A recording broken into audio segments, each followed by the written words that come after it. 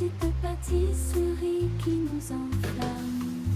Petite pâtisserie, pleine de délicatesse. Les goûts, les couleurs, une vraie tendresse.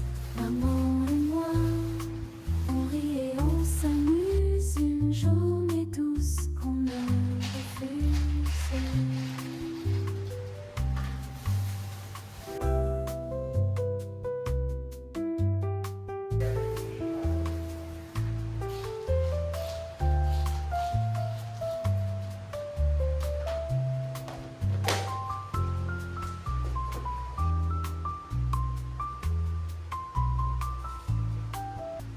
Elle est la meilleure des gâteaux. On va cuisiner une journée mère-fille. Quelle douceur, quelle douceur.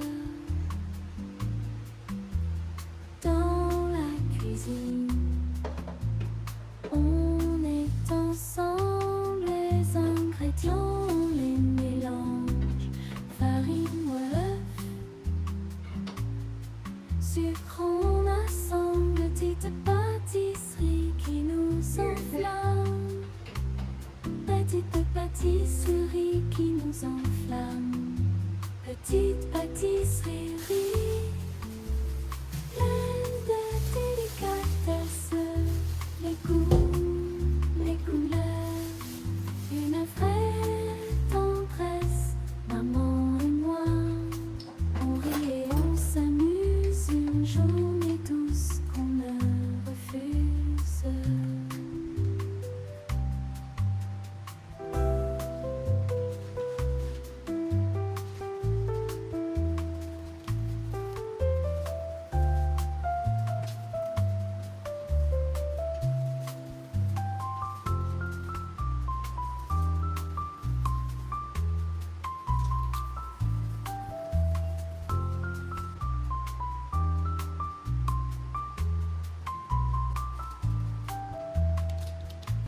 Une journée mère-fille, quelle douceur, quelle douceur. Dans la cuisine, on est ensemble. Les ingrédients, on les mélange. Farine ou œuf, sucre, on assemble. Petite pâtisserie qui nous enflamme. Petite pâtisserie qui nous enflamme. Petite pâtisserie, pleine de délicatesse. Les goûts, les couleurs, une vraie tendresse. Maman et moi, on rit et on s'amuse. Une journée douce qu'on ne refuse.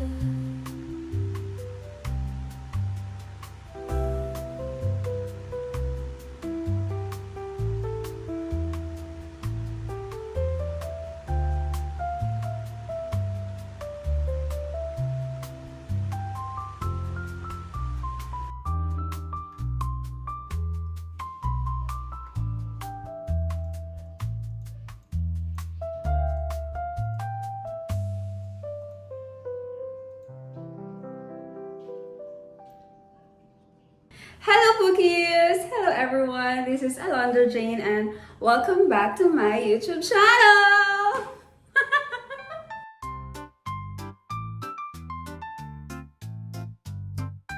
Pagpasensyaan nyo na yung mukha ko. Okay? Kasi galing ako ng work. Tapos namalengke pa ako kanina. And then, pagbalik ko dito, work ulit.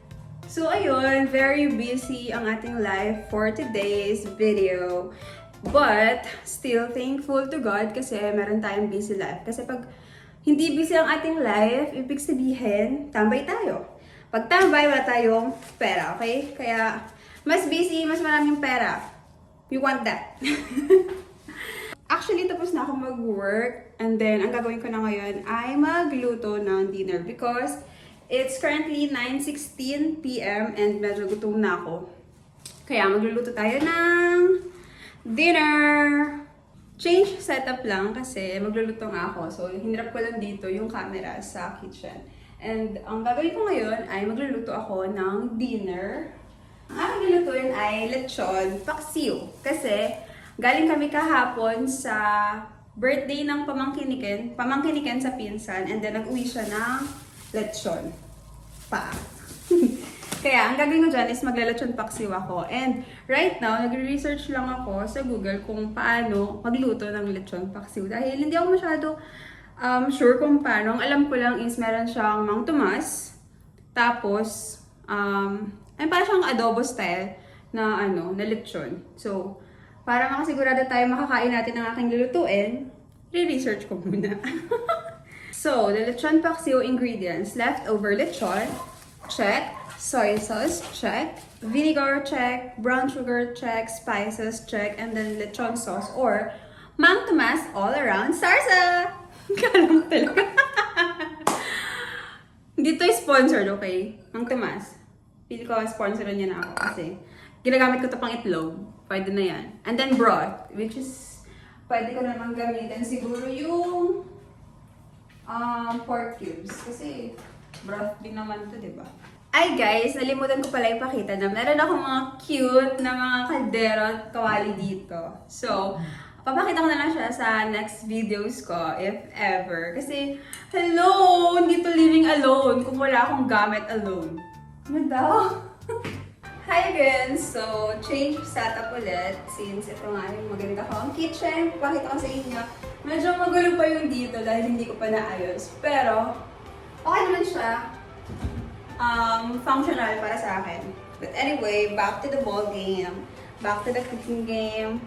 Back to the cooking video. So, ang sabi dito, ang unang gagawin ay heat a cooking pot. So, meron akong pot dito, pero hindi ko pa siya napapakulo. So, open ko lang. And then, parang mabilis kumulo. And then, for the second step, pour the beef stock into it and then bring it to a boil. Pero wala akong beef stock. Kaya ang gagamitin ko lang is beef cubes ng Nor, baka naman. And then, third is put in the garlic and onions, which I have here. Ready na para ilagay ko dito. And then, cook until the texture becomes soft.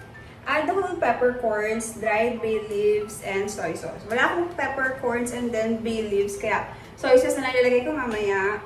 And then, put in the leftover lechon meat. Simmer for 30 to 35 minutes.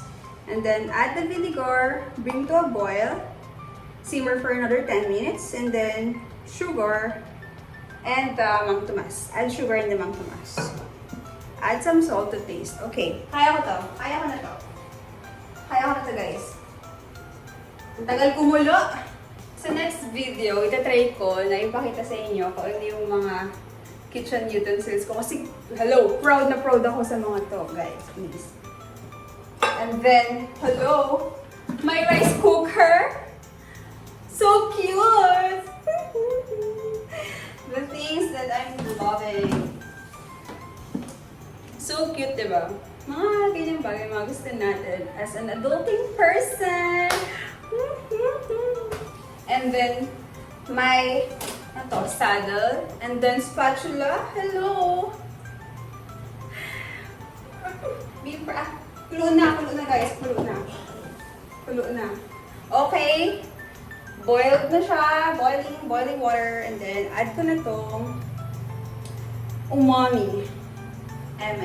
Beef cubes. Wait lang, tapon ko lang. Okay, and then, ang sabi? Bring it to a boil. Put in the garlic and onions. Since nagpo-boil na siya, haluin ko lang. And then, lalagay ko na mamaya yung garlic and onion. Diba? I'm cooking! Parang pangit natin na nakatalikod kayo. Lagay ko kayo dito. No. Hindi, okay na yan. Okay, kumukulo na siya, hinaan natin. After that, lalagay ko na yung onion and garlic. onion and garlic. Hintayin lang natin maging soft yung onion and garlic. And then, after nun, maglalagay na ako ng soy sauce. Takpan ko muna. Okay guys, medyo malambot na. So, ilalagay ko na tong Silver Swan soy sauce. Okay. Konti lang kasi baka umalat naman. Okay. Feeling ko for color lang naman ito eh. Select.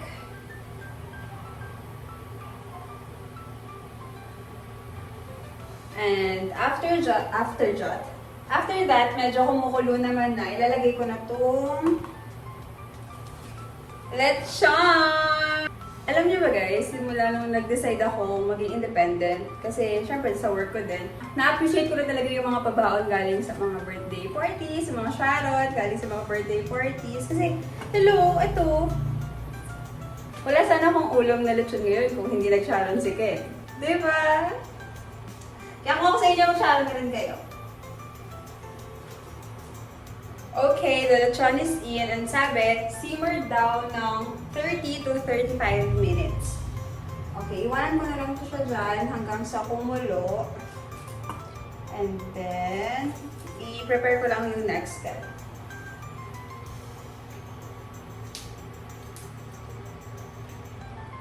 So sabi, maglagay na rin daw pala ng suka. Napansin ko lang, no? Silver Swan yung toyo ko, tapos yung suka ko is dato puti. Hindi kaya sila mag-away. Malagyan na ako ng suka para habang kumukulo, nalimuto na siya. Okay, konti lang. Papakuloyin ko lang siya para maluto din yung suka. And then, prepare ko lang din itong mangkumas dahil ito na yung next step. Hopefully, masarap siya.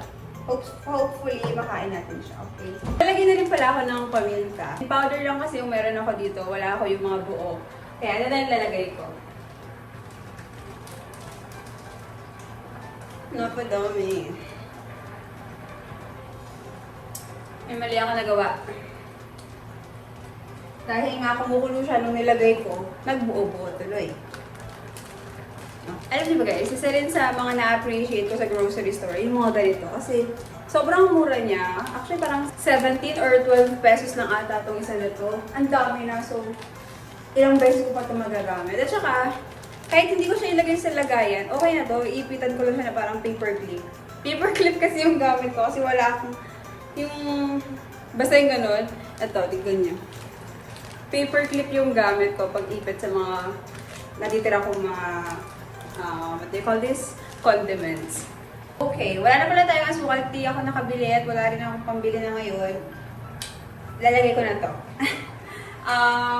Mang Tomas. Hindi ko alam kung gaano kadami. Tansyahin ko na lang.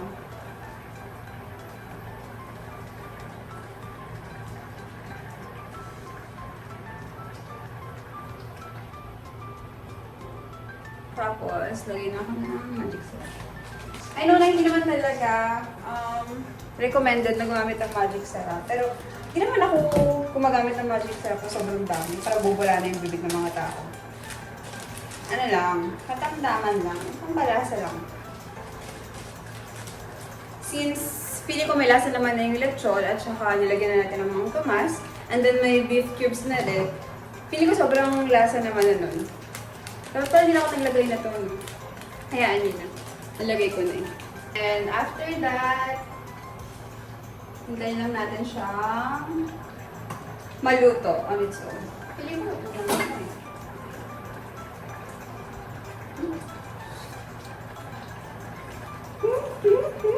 I'm so proud of myself. Ang init. Ganun pala yun. Ang lechon paksiw pala ay hindi ginigisa, hindi parang adobo lutuin. Nilagyan pala siya ng beef stock. Tapos, pinapakuluan. Okay, gets ko na. Gets ko na, okay. Gets ko na. Marunong na ako. Thank you sa Google recipe. Dahil sa inyo, nakaluto ako ng lechon paksiw. At hello, thank you po sa pamangkin ni Ken na nagbigay ng lechon.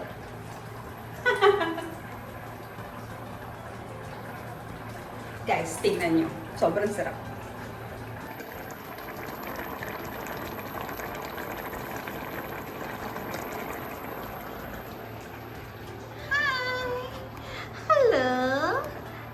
baby ka.